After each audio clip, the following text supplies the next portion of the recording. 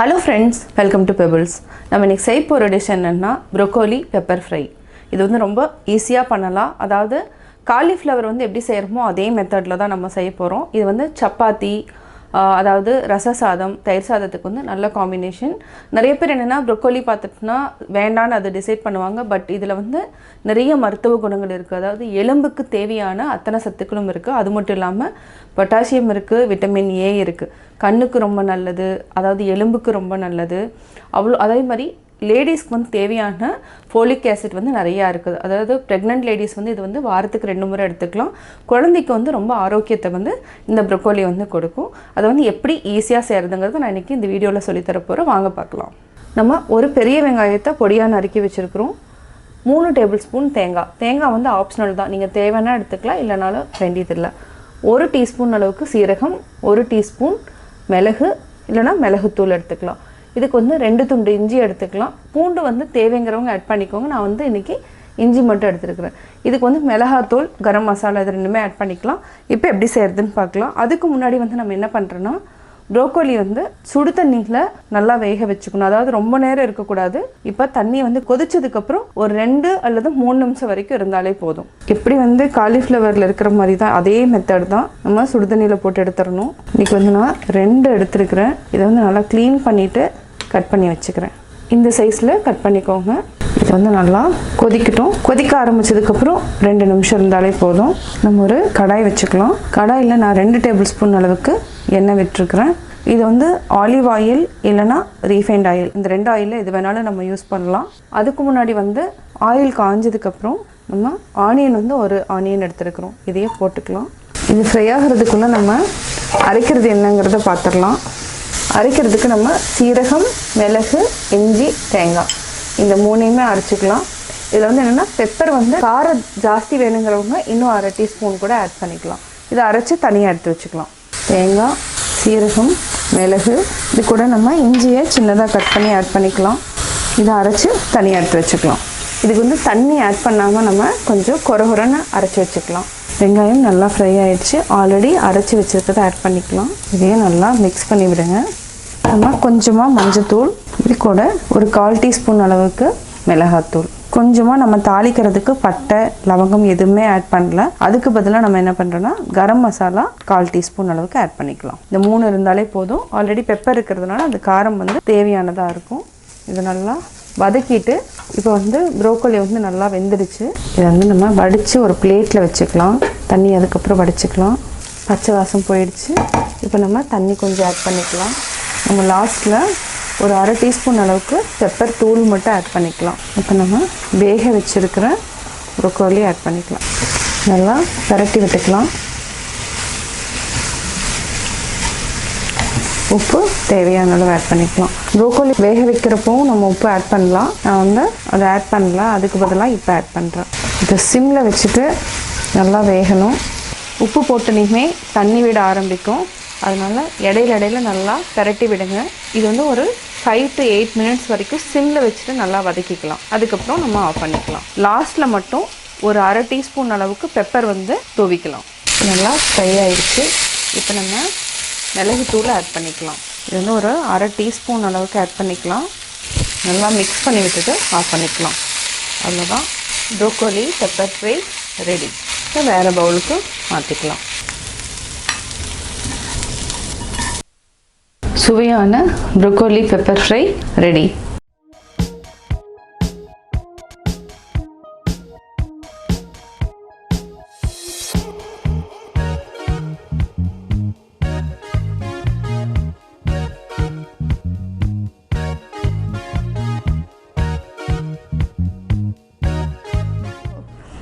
Hello friends, welcome to pebbles. நான் உங்கள் கோபி சுதா. நம்ம இன்றைக்கி செய்ய போகிறது ஜுக்கினி பராத்தா.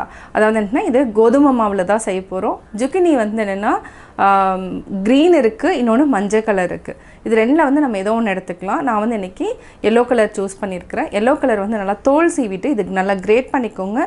இது கூட மசாலா சேர்த்து செய்ய போகிறோம். வாங்க எப்படி செய்கிறதுன்னு பார்க்கலாம். ஜுக்கினி பராத்தாக்கு தேவையான பொருட்கள் நம்ம வந்து இதான் வந்து ஜுக்கினி. நம்ம வந்து எல்லோ எடுத்துருக்குறோம். இதில் வந்து க்ரீன் எல்லோ இருக்குது. நம்ம வந்து இன்றைக்கி எல்லோ எடுத்துருக்குறோம். இதை வந்து நான் தோல் சீவிட்டு, தோல் வந்து கொஞ்சம் ஹார்டாக இருக்கும், தோல் சீவிட்டு கிரேட் பண்ணி வச்சுருக்கிறேன். இது வந்து நம்ம 1 கப் அளவுக்கு எடுத்துக்கலாம். 2 கப் அளவுக்கு நம்ம கோதுமை மாவு எடுத்துக்கலாம். இது கூட 3/4 டேபிள் ஸ்பூன் அளவுக்கு மல்லித்தூள், 3/4 டேபிள் ஸ்பூன் மிளகாய்த்தூள், 1 சிட்டிகை மஞ்சள் தூள். அது மட்டும் இல்லாமல் நம்ம பெரிய வெங்காயம் பொடி பொடியாக நறுக்கியிருக்கிறோம், 1 பச்சை மிளகாய் நம்ம பொடியாக கட் பண்ணியிருக்கிறோம், இஞ்சி கொஞ்சமாக, 1 கைப்பிடி அளவுக்கு கொத்தமல்லி தலையை பொடியாக நறுக்கியிருக்கிறோம். இப்போ எப்படி செய்கிறதுன்னு பார்க்கலாம். பச்சை மிளகாய், பெரிய வெங்காயம், இது கூட நீங்கள் ஆப்ஷனில் வந்து கேரட் கூட ஆட் பண்ணிக்கலாம், இஞ்சி, கொத்தமல்லி தலை. இது கூட என்னென்னா மல்லித்தூள், மிளகாய்த்தூள், மஞ்சள் தூள். ஒரு சிலருக்கு வந்து சாட் மசாலா அல்லது ஆம்ச்சூர் பவுடர், அதாவது ட்ரை மேங்கோ பவுடர் இருந்தாலும் ஆட் பண்ணிக்கலாம், அதாவது ஆப்ஷனல் தான். தேவையான அளவு உப்பு போட்டுக்கலாம். 2 கப்பு கோதுமை மாவு எடுத்துருக்குறோம். கொஞ்சமாக நம்ம மாவு வந்து வரமாவு வச்சுக்கலாம். இப்போ நல்லா மிக்ஸ் பண்ணிக்கோங்க. இதுவே வந்து நீர்க்காய் தான், அதனால் கொஞ்சம் தண்ணி வந்து தேவையான அளவு நம்ம ஆட் பண்ணிக்கலாம். மாவு நல்லா பிசைஞ்சு வச்சுட்டோம். இப்போது இது ஒரு 10 மினிட்ஸ் வந்து நல்லா ஊறணும்.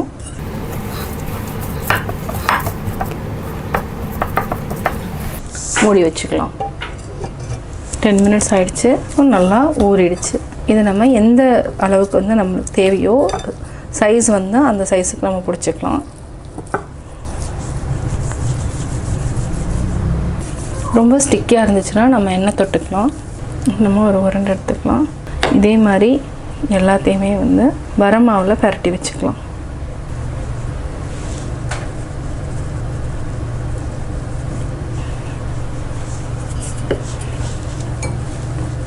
இந்த சைஸில் நம்ம தேய்ச்சிட்டோம். இப்போ நம்ம தோசைக்கல் வச்சுக்கலாம். கொஞ்சமாக ஆயில் விட்டுக்கலாம். தோசைக்கல் காஞ்சிருச்சு. இப்போ நம்ம போட்டுக்கலாம். லைட்டாக எண்ணெய் விட்டுக்கலாம். ஓரத்தில் நல்லா ப்ரெஸ் பண்ணி விடுங்க.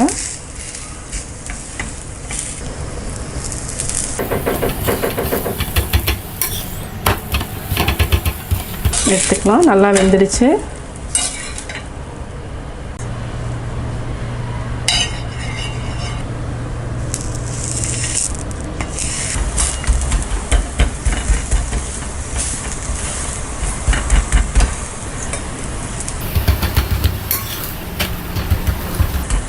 ரெடி ஆயிடுச்சு, எடுத்துக்கலாம்.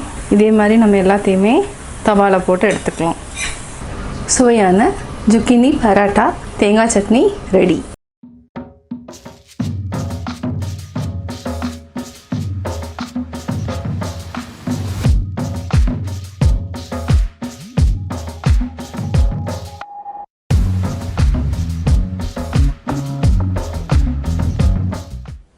Hello friends, welcome to pebbles. நான் உங்கள் கோபி சுதா. நம்ம இன்றைக்கி செய்ய போகிறது முட்டைக்கோஸ் பரோட்டா. அதாவது ஆலு பரோட்டா மாதிரியே நம்ம வந்து முட்டைக்கோஸ்லேயும் பரோட்டா செய்யலாம்.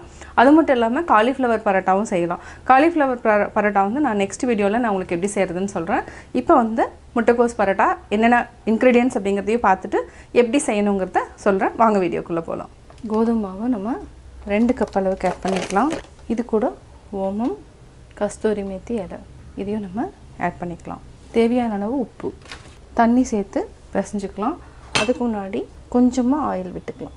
1 டேபிள் ஸ்பூன் அளவுக்கு ஆயில் விட்டுக்கலாம். இதை நல்லா மிக்ஸ் பண்ணிக்கோங்க. நம்ம கொஞ்சம் கொஞ்சமாக தண்ணி விட்டு பிசைஞ்சிக்கலாம்.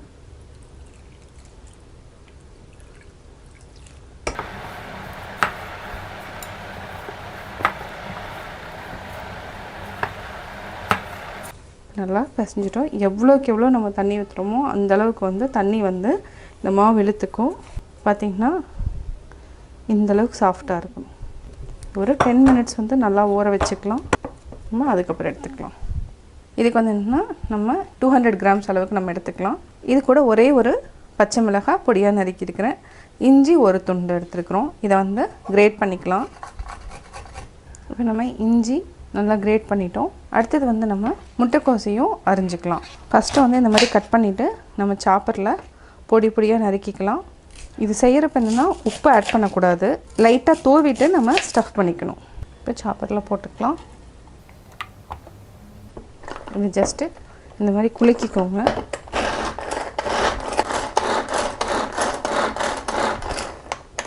அவ்வளோதான்.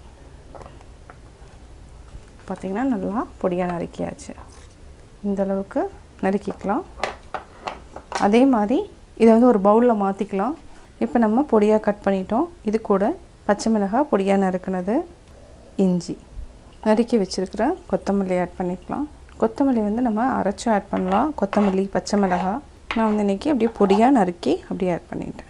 இது நல்லா மிக்ஸ் பண்ணி வச்சுக்கோங்க. இது கூட சால்ட் ஆட் பண்ணிங்கன்னா என்னென்னா தண்ணி விட்டுரும். அதனால் நம்ம வந்து ஸ்டஃப் பண்ணுறப்போ லைட்டாக உப்பு வந்து தூவிக்கலாம். உப்பும் மிளகுத்தூளும் தூவிட்டு அப்படியே வந்து ஸ்டஃப் பண்ணிக்கலாம். இது நல்லா மிக்ஸ் பண்ணி தனியாக எடுத்து வச்சுக்கலாம். பராட்டாவுக்கு முட்டைக்கோஸ் ரெடி பண்ணிவிட்டு பொடியாக நறுக்கிட்டோம். இது கூட என்னென்ன இருக்குன்னா பச்சை மிளகாய், இஞ்சி, கொத்தமல்லி, முட்டைக்கோஸ் வந்து பொடியாக நறுக்கியிருக்கிறோம். இதில் வந்து என்னென்னா சப்பாத்தி மாவு கூட ஓமம், ட்ரை லீஃப் அதாவது வெந்தயக்கீரைனோட ட்ரை தான் நம்ம ஆட் பண்ணியிருக்கிறோம். உப்பு போட்டு பிசைஞ்சிருக்கிறோம். இப்போ நம்ம சின்னதாக உருண்டையை எடுத்துக்கலாம். அதாவது இந்த அளவுக்கு எடுத்துக்கலாம். இதே மாதிரி நான் ஒரு 3 சப்பாத்தி எப்படி செய்கிறதுன்னு செஞ்சு காமிக்கிறேன். நம்ம ரொம்ப பெருசு போட வேண்டாம். ஓரளவுக்கு மீடியம் சைஸ் எடுத்துக்கலாம். இந்த சைஸ் எடுத்துக்கலாம். அதே மாதிரி மாவு பார்த்திங்கன்னா தொட்டினா நல்லா இந்த மாதிரி இருக்கணும். அப்போ தான் வந்து உங்களுக்கு சாப்பிட்றப்ப வந்து நல்லா சாஃப்டாக நல்லாயிருக்கும். 3 பால் எடுத்துட்டோம். ஃபஸ்ட்டு நம்ம வரமாவு போட்டுக்கலாம். ஒன்று வந்து என்னென்னா இந்த மாதிரி லைட்டாக இப்போ வந்து ஆல்ரெடி வந்து முட்டைக்கோஸ் வந்து ரெடி பண்ணி வச்சுருக்குறோம். இதையை வந்து ஆட் பண்ணிக்கலாம். இது கூட கொஞ்சமாக உப்பு வந்து நம்ம தூவிக்கலாம். ஏன்னா இது வந்து டக்குன்னு என்னென்னா தண்ணி வந்து ரிலீஸ் ஆகிடும் முட்டைக்கோஸில். அதனால் கலந்து வச்சுன்னா ஃபுல்லாக தண்ணியாக தான் இருக்கும். மேலே மட்டும் தூவிக்கலாம். இப்போ அப்படியே எடுத்துட்டு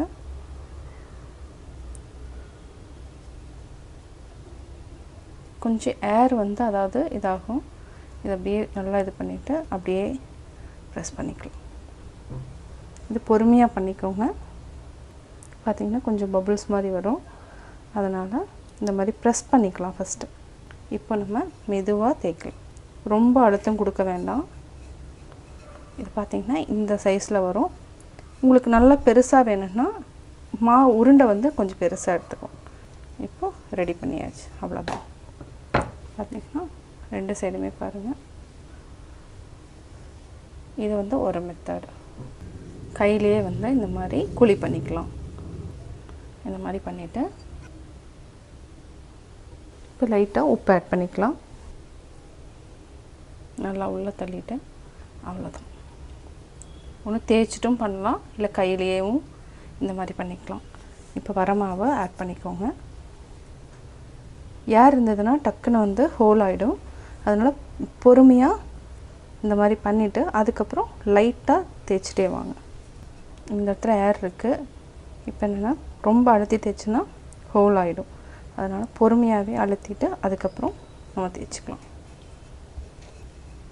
இதே மாதிரி நம்ம எல்லாத்தையுமே தேய்ச்சிக்கலாம்.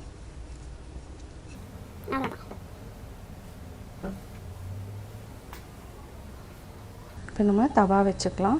தவாவில் ஆயில் ஊற்றிக்கலாம். ஒன்று ஒன்றா போட்டு எடுத்துக்கலாம். ஃபஸ்ட்டு சிம்மில் வச்சுக்கோங்க, கொஞ்சம் வேகட்டும். இப்போ நம்ம திருப்பி போட்டுக்கலாம். ஃபஸ்ட்டு தவா மட்டும் ஹை ஃப்ளேமில் வச்சுட்டு அதுக்கப்புறம் நம்ம லோ ஃப்ளேமுக்கு மாற்றிக்கலாம். இல்லை உள்ளே இருக்கிறது கொஞ்சம் வேகணும். இப்போ ஆயில் விட்டுக்கலாம். கொஞ்சமாக ஆயில் விட்டுக்கலாம். ஓரத்தில் லைட்டாக ப்ரெஸ் பண்ணி விடுங்க. இதுக்கு வந்து என்னென்னா சைட் டிஷ் என்னென்னா நம்ம பிக்கல் வச்சுக்கலாம், ரைத்தா இருந்துச்சுன்னா ரைத்தா வச்சுக்கலாம், ப்ளெயின் கர்டு கூட வச்சு சாப்பிட்லாம், பட்டர் போட்டு கூட நம்ம வந்து அதாவது இந்த முள்ளங்கி பராட்டா சுடலாம். இடையில கொஞ்சம் மீடியம் ஃப்ளேமுக்கு மாற்றிக்கலாம். நல்லா வெந்துருச்சு. இது வந்து என்னென்னா சூடாக சாப்பிட்டிங்கன்னா தான் நல்லாயிருக்கும். ஆறி சாப்பிட வேண்டாம். இப்போ நம்ம எடுத்துக்கலாம். இதே மாதிரி அடுத்ததும் சுட்டலாம். ஃபஸ்ட்டு கொஞ்சம் எண்ணெய் விட்டுக்கலாம்.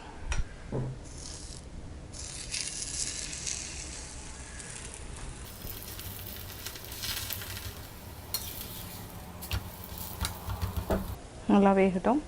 இப்போ ரெடி ஆகிடுச்சு, எடுத்துக்கலாம். முட்டைக்கோஸ் பரோட்டா ரெடி ஆகிடுச்சு. இதுக்கு வந்து தயிர் இல்லைன்னா நான் வந்து இன்றைக்கி எடுத்துருக்குது என்னென்னா ஊறுகாய். இதுவும் ரொம்ப டேஸ்ட்டாக இருக்கும். சுவையான முட்டைக்கோஸ் பரோட்டா வித் ஊறுகாய் ரெடி. முட்டைக்கோஸ் பரோட்டா எப்படி செஞ்சீங்கிறத பார்த்தீங்க. நீங்களே வீட்டில் ட்ரை பண்ணி பாருங்கள். இது வந்து என்னென்னா கட்டாயம் குழந்தைகள்லேருந்து பெரியவங்க வரைக்கும் ரொம்ப பிடிக்கும். அதே மாதிரி இது வந்து ரொம்ப ஹெல்த்தியானதும் கூட.